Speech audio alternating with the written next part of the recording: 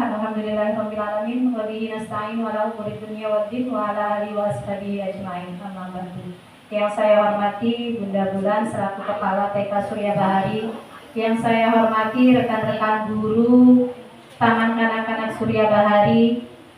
Puji syukur marilah kita panjatkan kehadirat Allah Subhanahu wa taala yang mana pada siang hari ini kita dapat berkumpul di sini dalam rangka pengimbasan berbagi praktik baik budaya positif sekolah untuk mewujudkan pendidikan yang berpihak kepada murid. Salawat serta salam marilah kita sanjungkan kepada junjungan kita Nabi Muhammad Sallallahu Alaihi Wasallam yang senantiasa kita nantikan syafaatnya di yaumil qiyamah. Amin.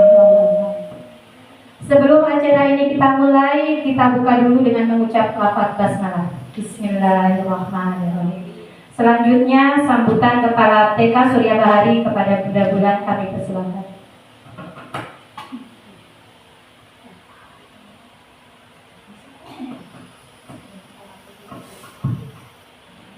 Bismillahirrahmanirrahim. Assalamualaikum warahmatullahi wabarakatuh. Waalaikumsalam warahmatullahi wabarakatuh. Abi pun. Ya pun. Alhamdulillahirabbil alamin wassalatu wassalamu ala asrofil anbiya'i wal mursalin wa ala alihi wa sahbihi ajma'in amma ba'du. Puji syukur kehadiran Allah Subhanahu wa taala yang mana pada hari ini kita semua diberi nikmat iman, nikmat Islam, dan terutama adalah nikmat kesehatan sehingga kita dapat berkumpul dalam acara berbagi praktik baik budaya positif sekolah dengan tema untuk mewujudkan pendidikan yang berpihak pada murid. Kedua kalinya salawat dan salam marilah kita curahkan kepada Nabi besar Muhammad Sallallahu Alaihi Wasallam yang syafaatnya kita nantikan di akhirat kelak. Yang saya hormati dan saya banggakan guru-guru terhebat TK Surya Bahari. Dalam acara ini adalah salah satu teman kita Bunda Sri Suharti untuk berbagi praktik baik di dalam rangka mengikuti calon guru penggerak. Alhamdulillah hari ini teman-teman semua, tentunya para guru TK Surya Bahari sudah mau meluangkan waktunya sehingga kita dapat berkumpul untuk dapat bersama-sama menyimak apa sih nanti yang akan disampaikan oleh Bunda Sri. Di sini saya selaku kepala sekolah berpesan kepada teman-teman semua agar untuk dapat menyimak, memahami, dan nanti bisa kita implementasikan di dalam kelas sesuai dengan tahun ajaran baru. Karena ini adalah waktu yang tepat, materi Bunda praktik baik yang akan Bunda Sri sampaikan juga nanti ini terkait dengan peserta didik yang ada di Taman Kanak-kanak Surya Bahari. Semoga acara ini dapat berjalan dengan lancar, teman-teman diberi kesehatan sehingga dalam 1 jam lebih ini teman-teman dapat menyimak, mungkin bisa bertanya jawab dan lain sebagainya. Baik, itu saja mungkin yang dapat saya sampaikan, kurang dan lebihnya saya mohon maaf. Saya akhiri, wassalamualaikum warahmatullahi wabarakatuh. Waalaikumsalam warahmatullahi wabarakatuh. Terima kasih kepada Bunda Bulan selaku Kepala Sekolah. Terima kasih atas dukungan dan motivasinya. Baik Bunda-Bunda, sebelum kita mulai, kita yel-yel sebentar. TK Surya Bahari? Yes. TK Surya Bahari? Yes. TK Surya Bahari luar biasa. Allahu Akbar. Terima kasih. Masih semangat ya Bunda? Masih. Baik, di sini saya akan mengimplementasikan berbagi praktik baik budaya positif sekolah untuk mewujudkan pendidikan yang berpihak pada murid. Budaya positif. Jika kita mendengar kalimat budaya, apa sih yang terlihat di pikiran bunda-bunda sekalian tentang budaya? Apa budaya, Bunda? Ada yang bisa menjawab? Budaya. Budaya. Apa itu budaya? Silakan Bunda, siapa yang akan menjawab terlebih dahulu? Kebiasaan. Kebiasaan. Oh, kebiasaan. Ada lagi? Budaya, kebiasaan atau adat istiadat. Cara hidup. Ya, budaya, adat istiadat, kebiasaan dan cara hidup. Budaya positif. Dalam budaya positif ada yang namanya disiplin positif dan nilai-nilai kebijakan universal.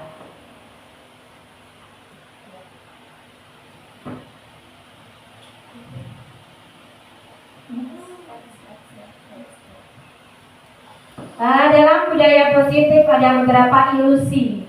Ilusi guru mengontrol murid.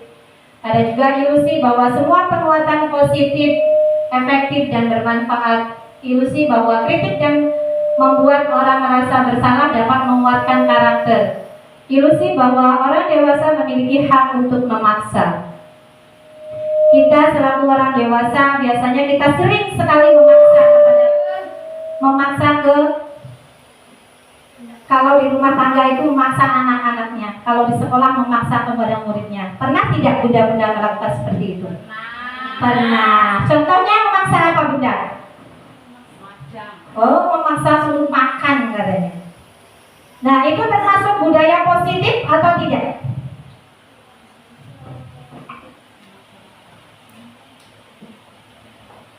Bisa jadi itu adalah budaya positif, tetapi dengan kalimat yang positif juga, dengan tidak misalnya tidak memberi ancaman, makan, ayo makan biar sehat, tidak makan, kalau tidak makan nanti kamu sakit. Nah, itu budaya yang tidak baik.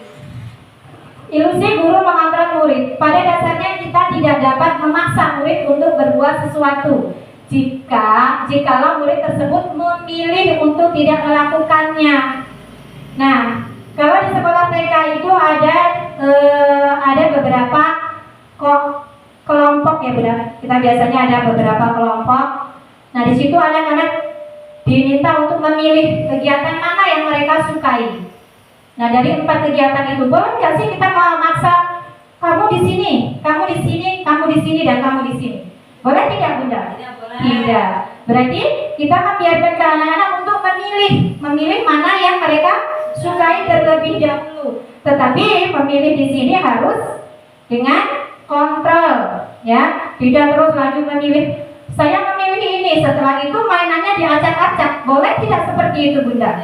Tidak. Tetapi dengan kontrol. Ya. Kemudian ilusi bahwa semua penguatan positif, efektif dan bermanfaat. Penguatan positif atau bujukan adalah berbentuk kontrol. Nah ini, tetap kita kontrol, apapun yang terjadi tetap dalam pengawasan kita. Ilusi guru mengontrol murid.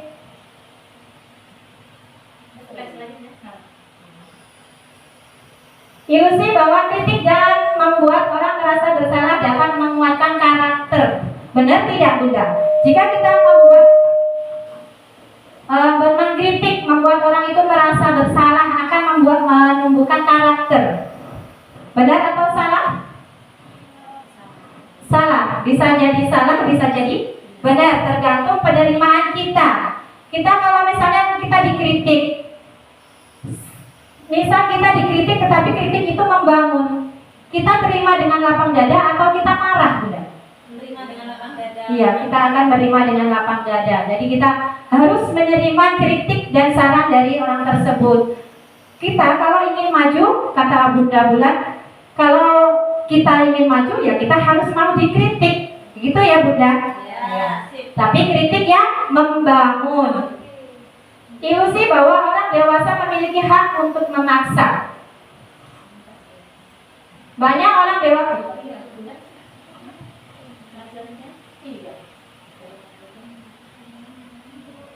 Bagaimana seseorang bisa berubah dari paradigma stimulus menjadi paradigma respon? Nah, ini di sini ada paradigma stimulus dan juga paradigma respon atau teori kontrol. Realitas atau kebutuhan kita sama. Dalam teori kontrol, realitas atau kebutuhan kita berbeda tergantung dengan kebutuhan kita masing-masing. Semua orang melihat hal yang sama. Dalam teori kontrak, setiap orang memiliki gambaran yang berbeda. Kita mencoba mengubah agar berpandangan sama dengan kita. Dalam teori kontrolnya, kita berusaha memahami pandangan orang lain untuk tentang dunia. Jadi kita tidak boleh mengubah agar berpendapat sama dengan kita. Kamu gak sependapat sama saya, kamu harus pendapat dengan saya. Pendapat saya seperti ini, boleh tidak Bunda? Tidak. Kita harus menghargai pendapat orang lain. Perilaku buruk dilihat sebagai suatu kesalahan. Nah, dalam paradigma teori kontrak, semua perilaku memiliki tujuan. Kita tidak boleh mengatakan bahwa perilaku itu salah, perilaku mereka salah. Belum tentu, mereka itu pasti punya tujuan. Mungkin menurut kita itu salah, tapi menurut dia itu benar karena bertujuan baik, mungkin dengan cara-cara yang berbeda. Orang lain bisa mengontrol saya. Dalam teori kontrol, hanya Anda yang bisa mengontrol diri Anda. Betul ya Bunda? Betul. Jadi kita tidak bisa mengontrol orang lain. Saya bisa mengontrol orang lain. Anda tidak bisa mengontrol orang lain. Pemaksaan ada pada saat bujukan gagal. Kolaborasi dan konsensus menciptakan pilihan-pilihan baru. Nah, di sini dibutuhkannya kolaborasi atau kerjasama. Kemudian memaksakan ada pada saat bujukan model berpikir menang kalah. Nah ya, pada zaman dahulu mungkin kita berpikir ada menang ada kalah. Tetapi para teori kontrak mengatakan bahwa model berpikirnya menang dan menang. Jadi kita harus berpikir positif, optimis. Kalau kita bisa, kalau mereka bisa, kita juga harus bisa. Mungkin seperti itu. Kemudian next. Makna di sini makna dari kata disiplin dan nilai-nilai kebajikan. Dalam budaya kita, makna kata disiplin dimaknai menjadi suatu yang dilakukan seseorang pada orang lain untuk mendapatkan kepatuhan. Nah, ini tadi kita bahas. Tujuan mulia yang mengacu pada nilai-nilai atau prinsip-prinsip mulia yang dianut seorang yang bersifat universal. Biasanya kalau kita sebut dengan profil pelajar Pancasila. Dalam profil pelajar Pancasila ada 6 dimensi. Yang pertama, dimensi beriman dan bertakwa kepada Tuhan Yang Maha Esa. Kemudian mandiri, bernalar kritis, berkebinekaan global, gotong royong dan kreatif. Oke, kita nyanyi sebentar Bunda. Kita berdiri pakai gerak lagu.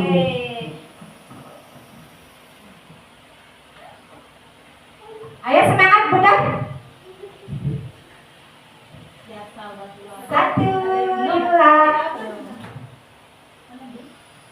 1, 2, 3. Pelajar Pancasila beriman dan bertakwa pada Tuhan Yang Esa dan berakhlak mulia, berkebinekaan global, gotong royong mandiri, kreatif dan bernalar kritis. Pelajar Pancasila beriman dan bertakwa pada Tuhan Yang Esa dan berakhlak mulia, berkebinekaan global, gotong royong mandiri, kreatif dan bernalar kritis. Oke, terima kasih Bunda. Tepuk tangan untuk kita semua.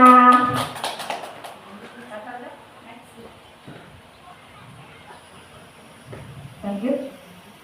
Teori motivasi hukuman dan penghargaan restitusi. Nah, di sini ada beberapa teori.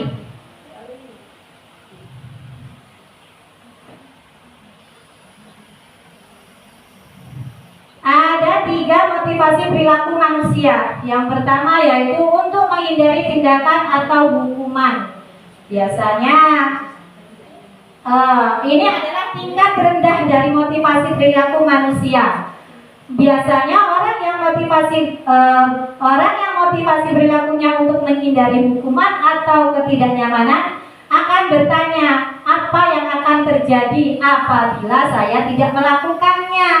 Nah, ini adalah teori yang paling rendah.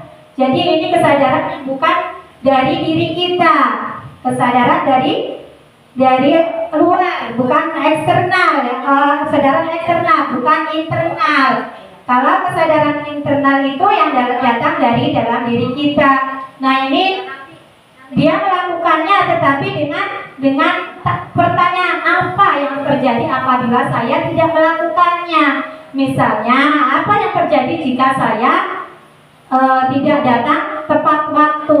Nah, seperti itu. Yang kemudian untuk mendapatkan imbalan atau penghargaan dari orang lain. Nah, ini masih termasuk dalam teori yang eksternal ya, motivasi eksternal itu yang datang dari luar. Satu tingkat lebih di atas motivasi yang pertama. Yang pertama tadi untuk menghindari hukuman. Yang ini untuk mendapatkan imbalan, penghargaan atau pujian. Satu tingkat yang pertama. Dan di sini orang berperilaku untuk mendapatkan imbalan atau penghargaan dari orang lain. Orang dengan motivasi ini akan bertanya, apa yang akan saya dapatkan apabila saya melakukannya? Nah, ini di sini pasti sudah ada kalimat apa yang akan saya dapatkan. Berarti mengharapkan imbalan atau penghargaan dari orang lain. Next.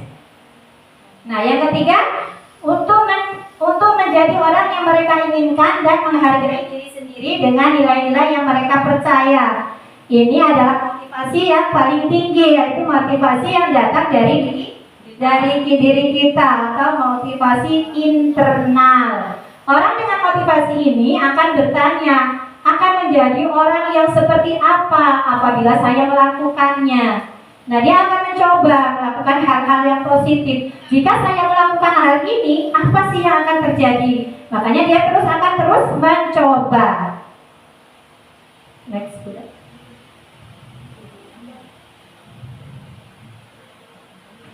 Keyakinan kelas. Dalam budaya positif ada keyakinan kelas. Untuk membentuk keyakinan kelas ada beberapa langkah. Yang pertama, keyakinan kelas bersifat ini dalam membentuk keyakinan kelas. Keyakinan kelas bersifat lebih abstrak daripada peraturan yang lebih rinci dan konkret. Kalau peraturan itu biasanya untuk lembaga atau untuk sekolah, tapi kalau keyakinan biasanya lebih ke keyakinan kelas atau kelompok. Keyakinan kelas berupa pernyataan universal. Keyakinan kelas senantiasa dibuat dalam bentuk positif. Jadi semua hal-hal yang positif, kalimatnya positif, hal-hal yang keyakinan yang dipakai juga positif. Keyakinan kelas hendaknya tidak terlalu banyak sehingga mudah diingat dan dipahami oleh semua warga kelas. Jadi kita membuat keyakinan, apalagi kita di TK. Di TK itu anak-anak usia dini. Jadi mungkin mereka akan hafal, tapi lebih baiknya kalau itu dibuatnya sedikit saja, dan yang penting keyakinan kelas itu akan terwujud. Begitu ya, Bunda. Kemudian keyakinan kelas sebaiknya sesuatu yang dapat diterapkan di lingkungannya tersebut. Nah, kalau misalnya kita membuat keyakinan kok memberatkan kepada murid-murid kita, itu mungkin tidak akan terwujud. Jadi sia-sia saja kita akan membuat keyakinan kelas. Semua warga kelas hendaknya ikut berkontribusi dalam membuat keyakinan kelas lewat kegiatan curah pendapat. Jadi sebelum keyakinan kelas kita sepakati, terlebih dahulu kita musyawarahkan kepada anak-anak kita, beserta anak-anak kita, apa saja keyakinan kelas yang akan kita buat. Bersedia meninjau kembali keyakinan kelas dari waktu ke waktu. Nah, jadi keyakinan kelas itu seharusnya disesuaikan dengan waktu. Next. Dunia berkualitas. Dunia berkualitas Anda adalah tempat khusus dalam pikiran Anda. Tempat Anda menyimpan gambaran, representasi dan semua yang Anda ingat. Apa itu keyakinan dunia berkualitas? Dan apa saja contoh-contohnya? Saya yakin bunda-bunda di sini sudah paham dan tahu apa itu dunia berkualitas dan contoh-contohnya. Saya minta untuk berpendapat, monggo Bunda Haryati.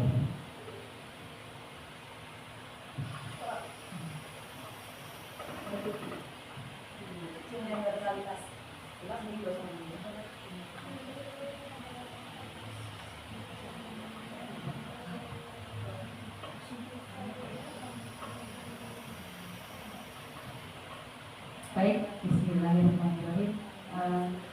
Dunia berkualitas, kalau menurut referensi saya ya, dunia berkualitas itu gambaran tentang hal-hal apa aja yang terbaik dalam hidup saya, apalagi dalam tujuan hidup saya, baik di dalam rumah tangga ataupun di sekolah.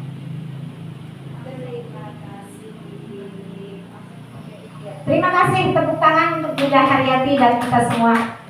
Jadi dunia berkualitas Anda adalah tempat khusus dalam pikiran Anda, tempat Anda menyimpan gambaran dari semua yang Anda inginkan. Nah, seperti dunia berkualitas itu seperti album. Di situ pasti kita akan menyimpan hal-hal yang baik-baik saja, hal-hal yang positif yang akan kita simpan dan akan kita kenang untuk selamanya.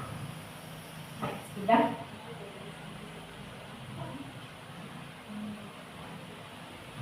Dalam kita membuat dalam dunia pendidikan itu ada yang namanya posisi kontrol. Ada 5 posisi kontrol. Yang pertama posisi kontrol sebagai penghukum, kedua pembuat rasa bersalah, yang ketiga sebagai teman, yang keempat memantau, dan yang kelima manajer. Posisi kontrol penghukum. Next, Bun. Ya, nah ini sebagai penghukum. Seorang penghukum biasanya menggunakan hukuman fisik maupun verbal. Orang-orang yang menjalankan posisi penghukum senantiasa mengatakan bahwa sekolah memerlukan sistem atau alat yang dapat lebih menekan murid-murid lebih dalam lagi. Guru-guru yang akan menerapkan posisi hukuman akan berkata, nah, biasanya guru tersebut akan berkata, patuhi aturan saya atau awas. Berarti di situ ada kata-kata ancaman, awas. Kamu selalu saja salah. Berarti seorang guru itu selalu mengatakan bahwa si murid, misalnya si A itu selalu salah, tidak ada benarnya. Selalu yang terakhir selesai. Misalnya murid kita dalam melakukan kegiatan, kok ada yang tertinggal. Nah, kita walaupun murid itu tertinggal, selesainya terakhir, kita tidak boleh mengatakan kamu lagi, pasti kamu yang selesainya terakhir. Tidak boleh seperti itu ya Bunda. Kita harus memberi penguatan kepada anak didik kita. Kita memberi arahan, oh kalau seperti ini susah, ayo pakai cara yang ini lebih mudah. Mungkin seperti itu. Guru seperti ini senantiasa percaya hanya ada satu cara agar pembelajaran bisa berhasil, yaitu dengan cara dia. Belum tentu dengan cara dia akan berhasil. Orang itu mempunyai cara macam-macam, apalagi seorang anak. Seorang anak itu unik, mempunyai karakter yang berbeda-beda. Penghukum itu biasanya menggunakan ada suara tinggi. Nah, bahasa tubuh, mata melotot dan jari menunjuk-nunjuk menghardik. Jadi kalau marah, kamu ya. Nah, mungkin seperti itu. Tanyakan kepada diri Anda, bagaimana proses murid bila guru berbicara seperti itu pada saat muridnya datang terlambat. Soalnya ada yang terlambat. Kamu lagi ya terlambat. Nah, kita terapkan kepada diri kita sendiri. Kalau kita terlambat, apalagi di depan umum, mungkin di depan teman-temannya ya Bunda. ada anak yang terlambat, terus langsung menunjuk sambil, kamu lagi yang terlambat. Mungkin dia akan merasa malu, dia akan dendam. Tuh tentunya hasilnya apa? Kemungkinan murid marah dan mendendam atau bersifat agresif. Bisa jadi sesudah kembali duduk, murid tersebut akan mencoret-coret bangkunya atau meja tulisnya. Lebih buruk lagi, sepulang sekolah murid tersebut akan melihat motor, misalnya guru yang tadi memarahinya membawa kendaraan motor.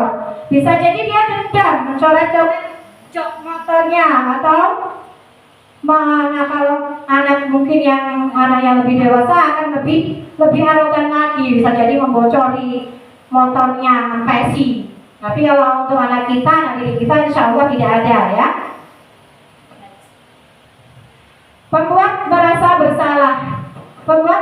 bersalah pada posisi ini biasanya guru akan bersuara lebih lembut.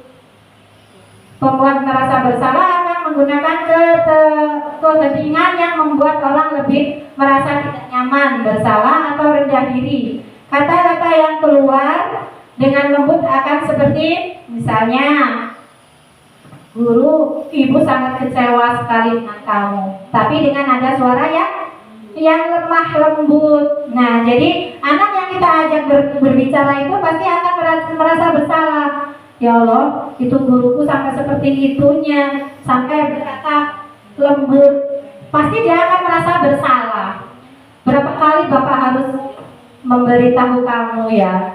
Nah, dia akan merasa bersalah karena, oh iya, kemarin saya sudah diberitahu, sekarang diberitahu lagi. Pasti dia akan merasa bersalah. Gimana coba kalau orang tua kamu tahu kamu berbuat begini? Nah, itu dia merasa bersalah. Bersalahnya tidak cuma dengan guru, melainkan dengan orang tuanya juga. Ya. Pembuat merasa bersalah ini biasanya dengan nada suara melemas, kemudian halus, sedih, bahasa tubuhnya merapat pada anak, dan lesu. Biasanya akan memeluk dengan mengucapkan hal-hal yang lemah lembut. Bagaimana perasaan murid jika ditegur seperti ini? Nah, murid akan merasa bersalah telah mengecewakan ibu atau gurunya. Pasti mereka akan merasa bersalah.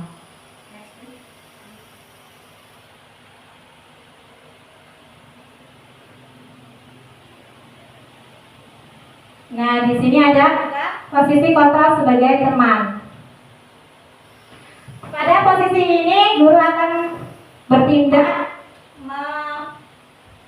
menyakiti murid. Guru pada posisi ini tidak akan menyakiti murid. Jadi bertindak akan sebagai teman, namun akan tetap berupaya mengontrol murid melalui persuasi. Posisi teman pada guru ini negatif atau positif. Positif di sini berupa hubungan baik yang terjalin antara guru dan murid. Guru di posisi teman menggunakan hubungan baik dan humor untuk mempengaruhi seseorang. Nah, di sini biasanya guru itu sambil ngobrol, sambil humor, ketawa-ketawa, bercanda.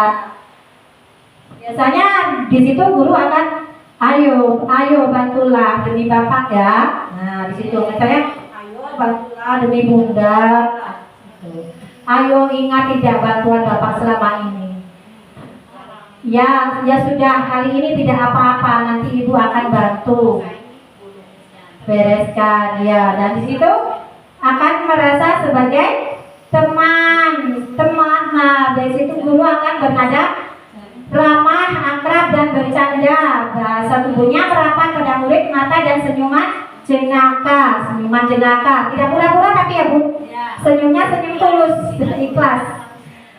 Kemudian bagaimana perasaan murid dengan sikap guru yang seperti ini? Nah, ini yang perlu kita perhatikan untuk menetapkan diri kita sebagai posisi kontrol. Apa sih yang seharusnya? Kalau posisi kontrol, pasti murid itu akan merasa dalam posisi kontrol teman akan merasa senang dan akrab dengan guru, termasuk dampak yang positif.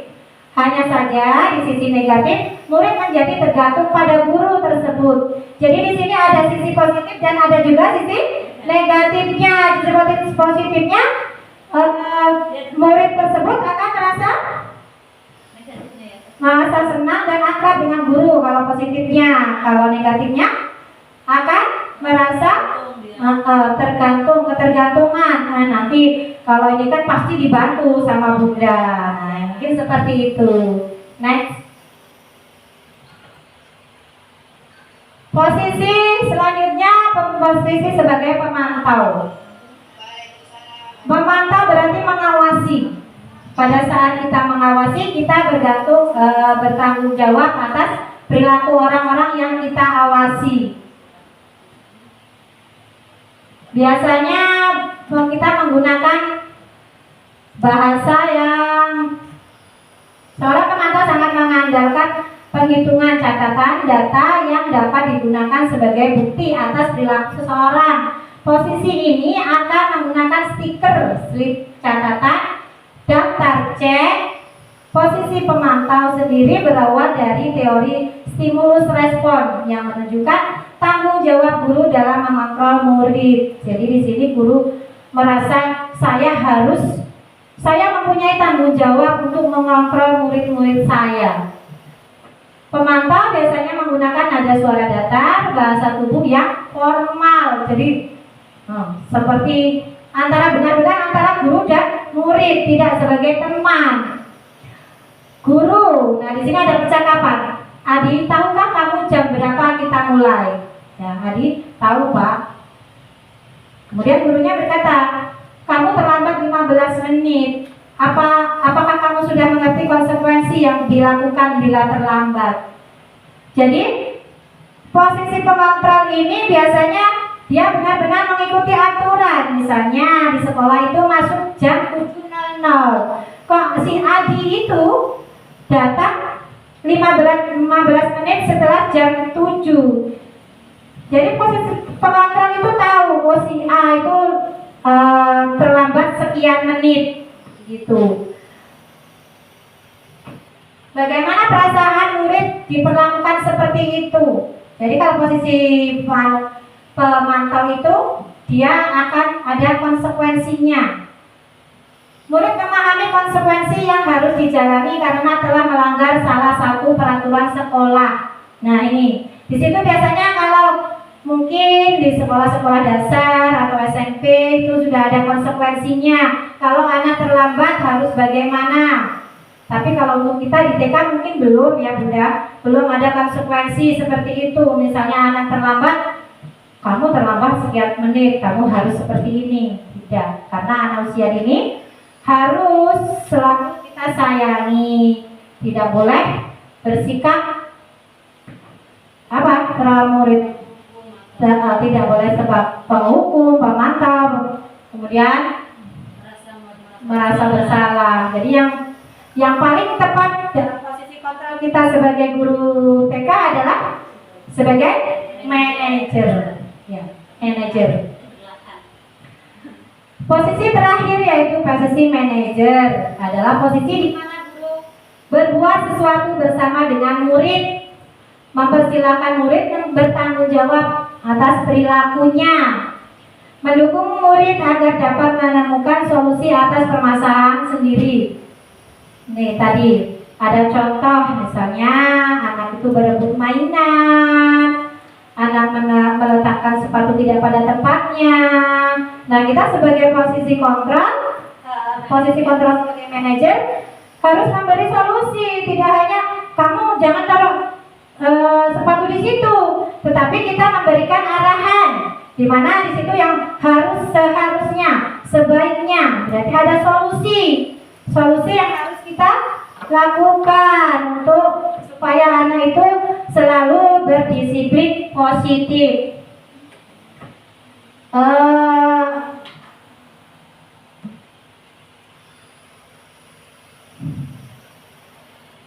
Dalam posisi kontrol manajer seorang manajer telah memiliki keterampilan di posisi teman maupun pemantau, dan demikian bisa jadi di waktu-waktu tertentu kembali kepada kedua posisi tersebut bila diperlukan. Jadi ya itu, walaupun kita sebagai posisi kontrol manager, ada kalanya kita sebagai teman, ada kalanya juga kita sebagai pemantau, agar imbang, balance. Kita sebagai teman seperti anak didik, ada waktunya kita ngobrol sebagai teman, ada kalanya kita ngobrol sebagai anak didik, mungkin seperti itu.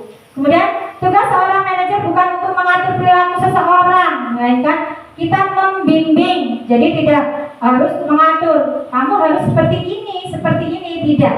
Jadi kita harus membimbing. Bisa jadi dalam praktek penerapan disiplin sehari-hari kita akan kembali ke posisi teman atau pemantau karena murid yang ditangani belum siap diajak berdiskusi atau diundang melakukan restitusi. Nah, di sini dalam posisi kontrol manager, kita dalam memecahkan masalah itu menggunakan restitusi, segitiga restitusi. Nah, di sini ada gambaran segitiga restitusi. Apa itu yang dimaksud dengan segitiga restitusi?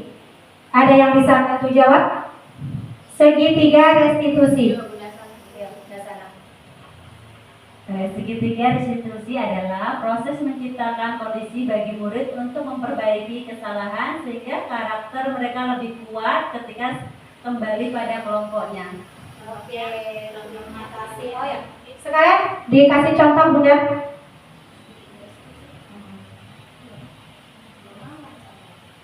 Kasus. Dalam kasus ya Bunda ya. Nah, ketika anak-anak berebut makanan di dalam kelas.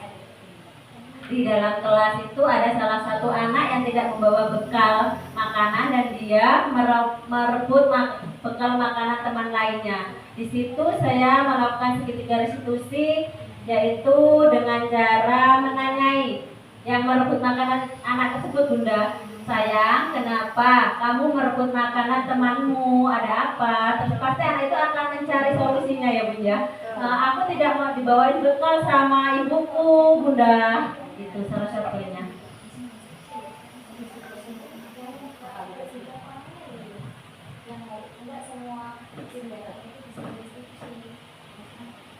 Oke, terima kasih. Masih semangat Bunda? Oke, kita jangan sedikit sebentar untuk lebih semangat agar lebih cair lagi Bunda. Ya. Nanti biar sama Bunda. Tepuk satu. Yes. Oke, ulangi lagi. Tepuk satu. Yes. Tepuk dua. Oke. Tepuk tiga. Semangat. Tepuk empat. Konsentrasi. Tepuk lima. Siap belajar. Oke, terima kasih. Tepuk tangan untuk kita semua.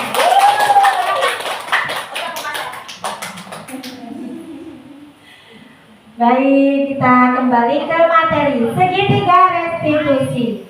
Segitiga restitusi adalah proses menciptakan kondisi bagi murid untuk memperbaiki kesalahan sehingga karakter mereka lebih kuat ketika kembali pada kelompok. Nah, di sini ada segitiga restitusi. Yang pertama menstabilkan tindakan, menstabilkan identitas. Kedua, validasi tindakan yang salah. Dan yang keempat, menanyakan keyakinan.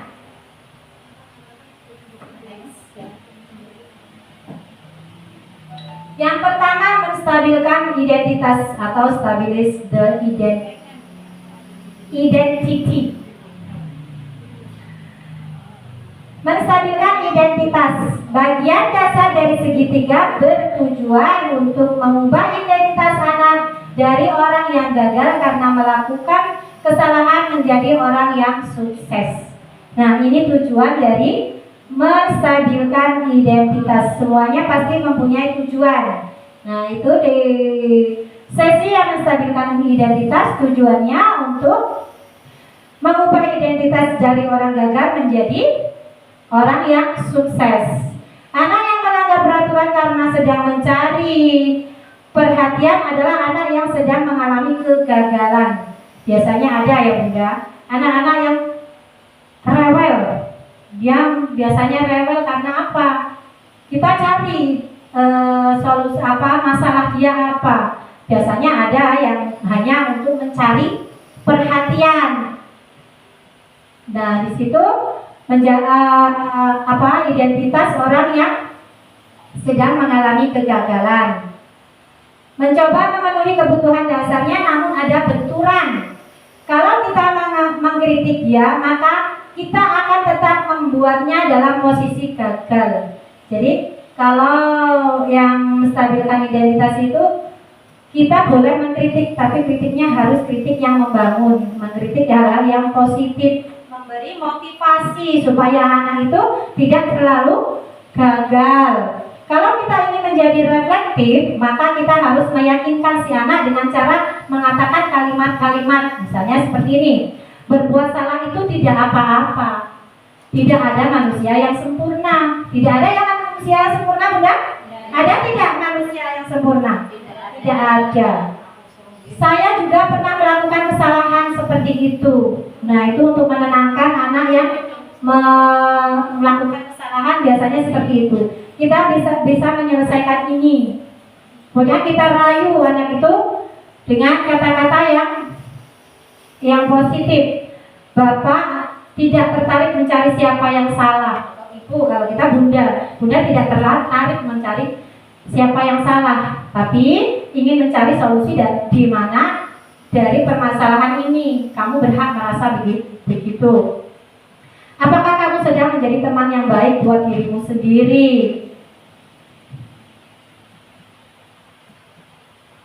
Ketika seorang merasa sedih dan emosi, mereka tidak bisa mengakses bagian otak yang berfungsi untuk berpikir rasional seperti yang Bapak Ibu telah.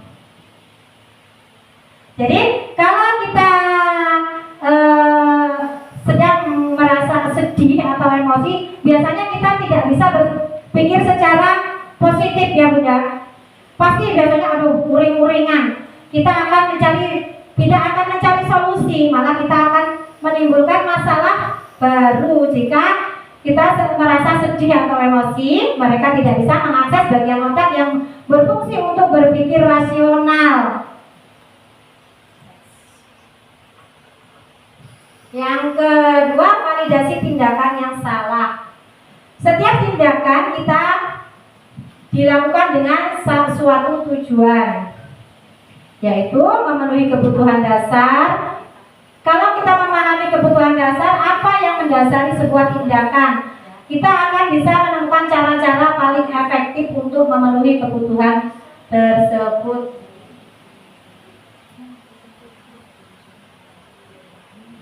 Nah, ini kalimat-kalimat yang mungkin terdengar asing buat guru, namun bila dikatakan dengan nada tanpa menghakimi akan memvalidasi kebutuhan mereka.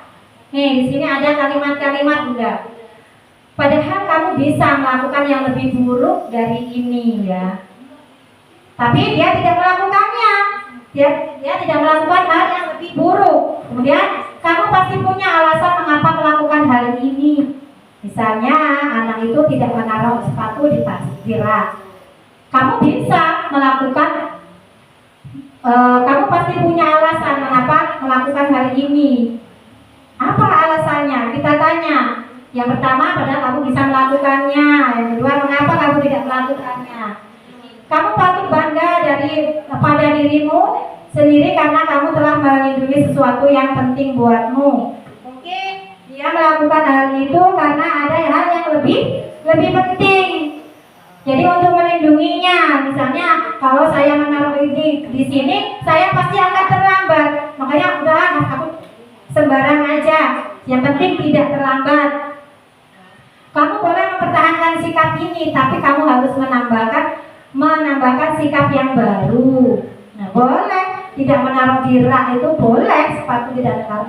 Tetapi untuk lain kali harus menaruh sepatu di rak karena sudah ada tempatnya, mungkin seperti itu. Restitusi tidak menyarankan guru bicara ke murid bahwa melanggar aturan adalah sikap yang baik. Tapi dalam restitusi, guru harus memahami alasannya dan paham bahwa setiap orang pasti akan melakukan yang baik di waktu tertentu. Nah, di sini ini yang perlu kita garis bawahi.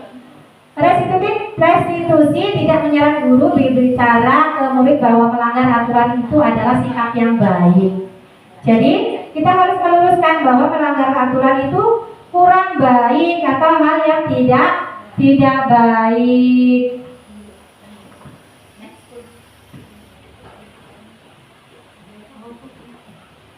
Kemudian yang ketiga yaitu menanyakan keyakinan.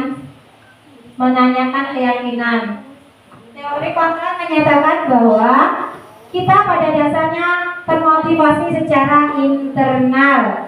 Ketika identitas sukses telah tercapai dan tingkah laku yang salah telah divalidasi, maka akan siap untuk menghubungkan dengan nilai-nilai yang dipercaya dan berpindah menjadi orang yang diinginkan. Pertanyaan-pertanyaan di bawah ini menghubungkan keyakinan anak dengan keyakinan kelas atau keluarga. Misalnya, apa yang kita percaya sebagai kelas atau keluarga? Apa nilai-nilai umum yang kita telah sepakati? Jadi di situ kita ada biasanya kesepakatan kelas. Ada kesepakatan kelas. Jadi kita tanyakan nilai umum yang telah disepakati. Misalnya tadi tidak datang terlambat, buang sampah pada tempatnya, kemudian membereskan mainan setelah bermain. Ya itu seperti itu contoh-contoh dari keyakinan keras. Kamu mau jadi orang yang seperti apa? Jika anak tersebut selalu melakukan kesalahan, sebaiknya kita ingatkan untuk tidak melakukan kesalahan terus-menerus. Penting untuk menanyakan ke anak kehidupan seperti apa nanti yang mereka inginkan. Apakah kamu ingin menjadi orang yang sukses, bertanggung jawab, atau yang bisa dipercaya?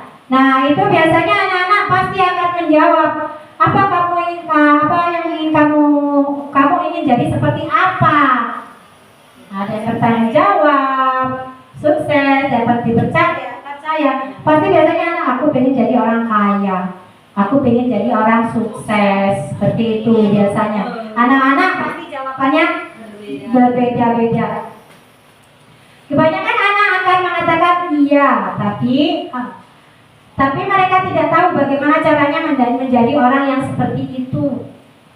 Guru dapat membantu dengan bertanya seperti apa jika mereka menjadi orang seperti itu. Nah, misalnya kita bertanya, kamu mau jadi apa? Misalnya jadi orang kaya. Kalau mau jadi orang kaya itu harus bagaimana? Aku mau jadi polisi. Sebelum jadi polisi harus bagaimana? Mungkin seperti itu. Banyak sekali ya Bunda. Misalnya, kamu nanti kalau udah gede mau jadi apa? Aku mau jadi guru Bunda. Nah, kalau mau jadi guru seharusnya bagaimana? Sekolah yang rajin, belajar yang rajin, nurut terhadap orang tua. Mungkin hal-hal positif yang kita tanamkan begitu.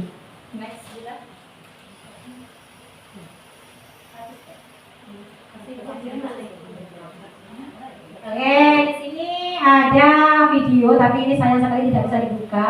Ini video restitusinya, anak berebut mainan. Di situ ada Dinda dan Kila berebut mainan. Di situ validasi tindakan ya. Pertama kita akan validasi tindakan, kemudian menanyakan. Di sini video berebut mainan. Kemudian yang ini saya menanyakan kepada Dinda kenapa merebut, menanyakan identitas, kemudian keyakinan kelas. Di situ saya juga menanyakan keyakinan kelas. Kalau keyakinan kelas kita, boleh nggak sih kita berebut mainan di kelas itu? Nah, pasti dia akan mengingat kalau kita memang sudah membuat keyakinan kelas. Oh iya, di keyakinan kelas kita itu kita tidak boleh berebut mainan. Nah, di situ dia sudah merasa bersalah karena merebut mainan temannya. Kemudian guru di situ, Dinda mau nggak minta maaf sama Gila? Mau? Nah, mulai kapan Dinda mau minta maaf? Hari ini. Oke, hari ini Dinda minta maaf. Dan setelah itu Dinda mau mengulanginya lagi nggak? Tidak, Bunda. Nah, di situ dia sudah berjanji tidak akan mengulangi hal yang negatif. Dia akan bersikap melakukan hal-hal yang positif. Dia pasti di situ akan selalu mengingat. Oh iya, kata Bunda. Nah, pasti dia terus-terusan akan mengingat hal-hal itu yang positif. Nah, dari paparan materi yang telah saya sampaikan, mungkin ada pertanyaan Bunda atau refleksi dari Bunda-Bunda sekalian? Boleh? Bunda Siti?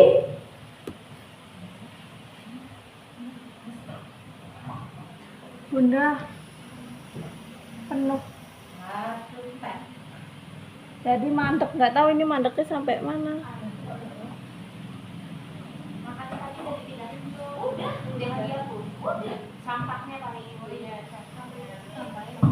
Menurut saya semua kegiatan yang sudah dibuat Bunda itu sangat bagus dan saya lihat juga sudah diterapkan di kelas oleh Bunda Sri, dan itu menjadi motivasi untuk guru lain ya Bunda, untuk menerapkan keyakinan kelas dan budaya positif di lembaga kita.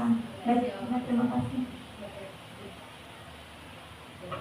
Ya, terima kasih Bunda Siti. Mungkin ada bunda-bunda yang lain yang ingin menambahkan? Bunda Siti Nur Laila, Bunda Sanatun atau bunda-bunda yang lain boleh? Baik, terima kasih pemaparan hari ini sungguh luar biasa sekali. Nanti kedepannya dari praktik baik yang Bunda Sri sudah lakukan, saya juga akan melakukannya, saya juga akan menerapkannya di kelas saya nanti. Dari mulai keyakinan kelas sama posisi kontrol kita sebagai seorang guru. Karena posisi kontrol kita sebagai seorang guru ternyata yang paling terbaik adalah posisi kontrol sebagai manajer. Seperti itu. Terima kasih Bunda, pemaparannya hari ini sungguh sangat luar biasa. Terima kasih. Tega Surya Bahari? Yes. Tega Surya Bahari? Yes. Tega Surya Bahari? Luar biasa. Allahu Akbar. Terima kasih untuk semuanya. Dan masih ada Bunda? Mungkin Bunda Bulan sedang kepala sekolah yang menambahkan Sekedar refleksi dan penguatan saja di akhir ya. Jadi yang sudah disampaikan oleh Bunda Sri terkait dengan berbagai praktik baiknya sungguh sangat luar biasa sekali. Bunda Sri sudah menerapkan di dalam kelas dan sudah dipaparkan kepada teman-teman semua apa yang sudah beliau lakukan. Jadi hanya penguatan, mudah-mudahan guru-guru TK Surya Bahari nanti setelah mendapatkan praktik baik ini, bagi yang sudah alhamdulillah, bagi yang belum mari kita bersama-sama untuk dapat mengimplementasikannya di dalam kelas masing-masing. Bagaimana kita sebagai pendidik PAUD, bagaimana menyikapi anak, membuat keyakinan kelas, agar pembiasaan disiplinnya bagaimana, karena anak itu kan akan berulang-ulang terus selalu kita ingatkan. Tidak hanya cukup sekali. Seperti yang sudah disampaikan Bunda Sri tadi, kita tidak pernah boleh lelah sebagai pendidik. Ibaratnya membuang sampah pada tempatnya. Kalau di tempat Bunda Sri tadi kan beliau sudah menerapkan dengan meletakkan sepatu pada tempatnya. Mungkin Bunda Sri melakukan itu tidak langsung spontan anak-anak rapi meletakkan sepatu, tetapi pasti di sebelumnya, di belakangnya pembiasaan itu selalu diterapkan oleh Bunda Sri untuk selalu bilang sayang, taruh sepatunya di tempat sepatu, di rak sepatu seperti itu. Baik, terima kasih Bunda Sri dan teman-teman semua. Mudah-mudahan materi hari ini membawa pencerahan untuk kita. Mungkin itu saja refleksi dari saya selaku kepala sekolah. Terima kasih untuk hari ini. Ini sekedar kita sharing ya Bunda. Jadi untuk menerapkan hal ini kita perlu mencontohkan, kita seorang pendidik harus menjadi seorang panutan, bukan seorang sebagai panutan, bukan hanya menuntut misalnya, kita menuntut anak kita harus bisa berdisiplin positif, tetapi kita sendiri tidak memberikan contoh yang baik. Kita harus menjadi panutan. Menurut Ki Hajar Dewantara itu seorang pendidik harus menjadi panutan, bukan sebagai penuntun. Nah, penuntut ya bukan sebagai penuntut, kita harus sebagai panutan. Kita harus memberi contoh-contoh positif, contoh disiplin positif diawali dari dalam diri kita. Kalau kita berdisiplin positif, insya Allah anak-anak didik kita akan selalu mengikuti kita, mencontoh hal-hal yang positif. Tapi jika kita berbuat hal-hal yang negatif, ya anak didik kita bagaimana? Kan begitu. Misalnya dengan kita datang tidak terlambat, kemudian kalau begitu datang kita meletakkan sendal sepatu di rak, kita membuang sampah pada tempatnya, dengan kita berkata hal-hal yang positif, tidak berkata keras, mungkin tidak membentak-bentak. Nah, itu akan menjadi panutan untuk anak didik kita kelak di kemudian hari. Ya, seperti itu ya Bunda. TK Surya Bahari? Yes. TK Surya Bahari? Yes. TK Surya Bahari? Luar biasa. Allahu Akbar. Oke, terima kasih untuk hari ini.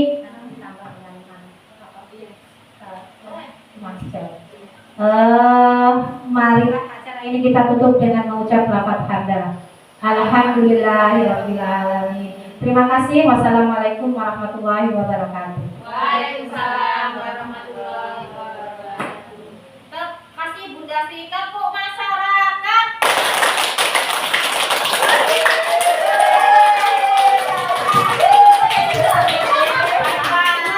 kasih Bunda atas semangat motivasi dan bimbingannya.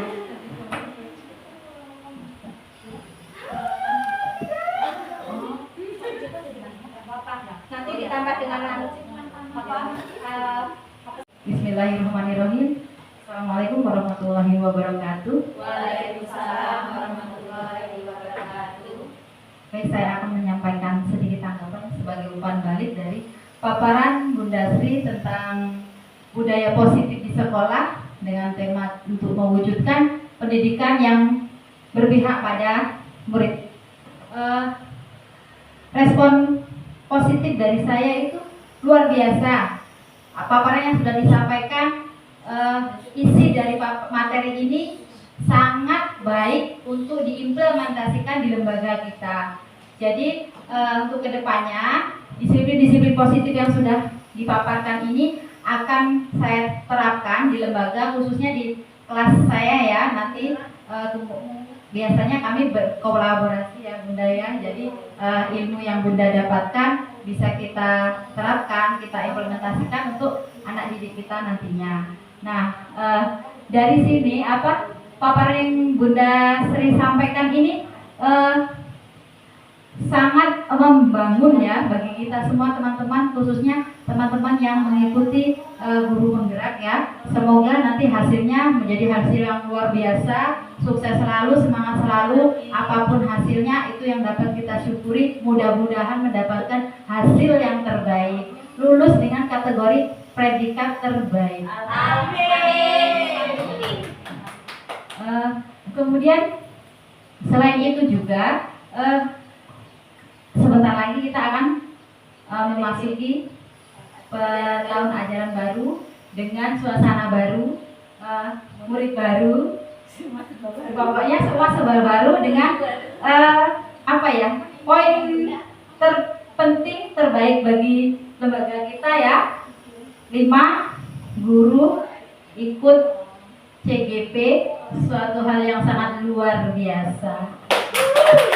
Jadi ini bisa kita jadikan senjata ya. Kita jadikan senjata sebagai tombak kita untuk memajukan lembaga kita. Semoga kita menjadi yang terdepan dan terbaik di antara sekolah-sekolah yang ada. Amin. Umpan balik yang dapat saya sampaikan seperti itu, tetap motivasi dari saya. Semangat. Mudah-mudahan di lain waktu teman-teman yang lain dapat menyusul mengikuti program CGP ini. Jadi sekolah kita itu bayangan saya itu adalah menjadi sekolah yang the best karena sekolah penggerak. Gurunya jadi guru penggerak semua. Mudah-mudahan generasi yang kita keluarkan ya dari lembaga kita itu karakternya benar-benar sudah terbentuk dengan baik di tempat kita, sehingga dimanapun mereka akan melanjutkan jenjang pendidikan berikutnya, mereka sudah siap dengan karakter yang telah kita bentuk dengan yang baik. Jadi pesan saya, bunda-bunda, kita torehkan, kita benahi pola asuh kita. Semoga kedepannya anak-anak itu kita mendidiknya sudah tidak dengan yang keras, dengan kelembutan, sehingga anak itu kita bikin suatu beberapa tahun kemudian ketemu dengan kita itu kesannya itu di otaknya itu loh, bundaku yang terbaik. Terima kasih, itu saja yang dapat saya sampaikan. Saya akhiri, wassalamualaikum warahmatullahi wabarakatuh.